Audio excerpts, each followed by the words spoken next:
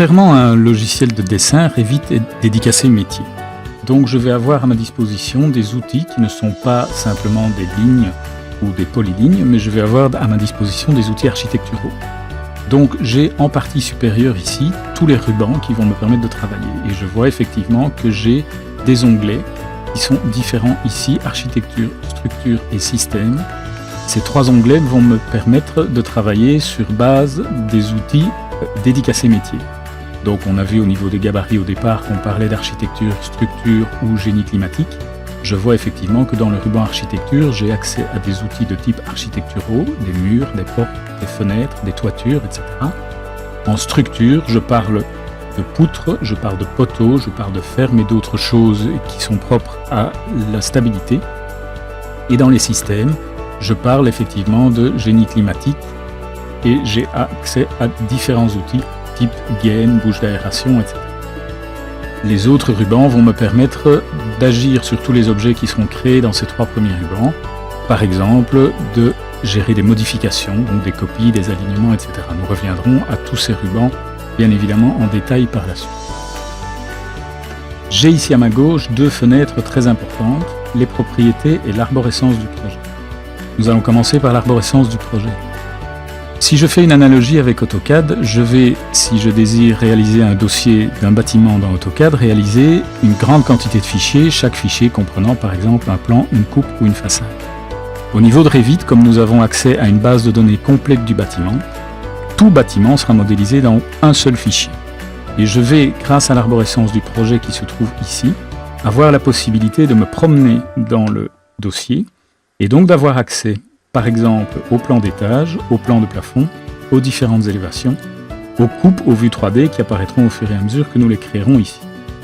Donc ceci, c'est vraiment la fenêtre principale qui va me permettre de visualiser tous les éléments, que ce soit en plan, en coupe, en élévation. Donc par exemple, je vois ici que le niveau 1 est en gras, ce qui veut dire que la vue que je vois ici dans la fenêtre du projet est la vue en plan du niveau 1. Si je clique sur niveau 2, alors forcément ici je n'ai aucune différence puisque je n'ai rien de modélisé dans mon bâtiment pour l'instant, je suis dans le niveau 2. Donc de la même manière, si je regarde ici élévation, si je me mets en élévation sud, voilà, je suis sur une élévation, je vois bien mes niveaux et mes 2 étages, qui correspondent chacun respectivement au niveau 1, niveau 2, qui sont ici dans l'arborescence du projet. J'aurai également accès à d'autres choses au niveau de cette arborescence, notamment aux nomenclatures et aux quantités, ce qui me permettra d'avoir accès à tout ce qui concerne par exemple les quantitatifs, les métrés, et également toutes mes mises en page. Donc je vais travailler en 3D au niveau des vues ici dans mon projet, je vais pouvoir en sortir des quantités au niveau des nomenclatures quantités ici, et je vais pouvoir réaliser des mises en page et imprimer des mises en page avec cartouche à partir des feuilles. J'ai également d'autres choses ici, nous y reviendrons plus tard, mais les familles, j'aurai ici la possibilité d'avoir accès à toutes les familles, qu'elles soient prédéfinies ou les familles que je vais créer moi-même et que j'ajouterai dans mon projet. Et je vais également avoir la possibilité d'avoir accès à des éléments que je grouperai au niveau de la 3D. Voilà, cette fenêtre-là est vraiment essentielle. Si jamais, par hasard, vous perdez l'accès à cette fenêtre, on peut la récupérer en allant ici dans le ruban Vue.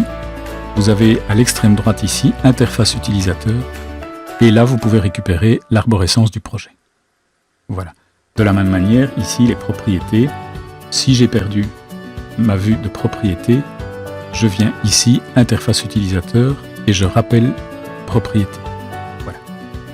Alors, cette partie ici concerne la partie graphique proprement dite, elle ne nécessite pas beaucoup de commentaires. Je verrai simplement ici apparaître tout ce que j'ai créé. Cette fenêtre de propriété est essentielle également. En fait, elle va me donner accès aux propriétés de tout élément dès qu'il sera soit en création, soit en modification, soit simplement sélectionné. Alors je vois pour l'instant que je n'ai aucun élément sélectionné, donc les propriétés qui apparaissent ici à gauche, ce sont les propriétés de ma vue. Alors nous avons une quantité assez importante ici de possibilités de paramétrage de la vue. Nous avons ici les propriétés de la vue plan d'étage. Il y a beaucoup de paramètres, nous ne les verrons pas pour l'instant, mais sachez simplement que c'est par cet intermédiaire-ci que l'on pourra régler beaucoup de choses qui sont également accessibles ici en dessous. Et ceci est donc la dernière partie de l'interface. Ceci me permettra de réaliser tous les réglages visuels de la vue, donc l'échelle, les niveaux de détail des éléments, etc., les vues 3D, les ombres et autres. Nous y reviendrons également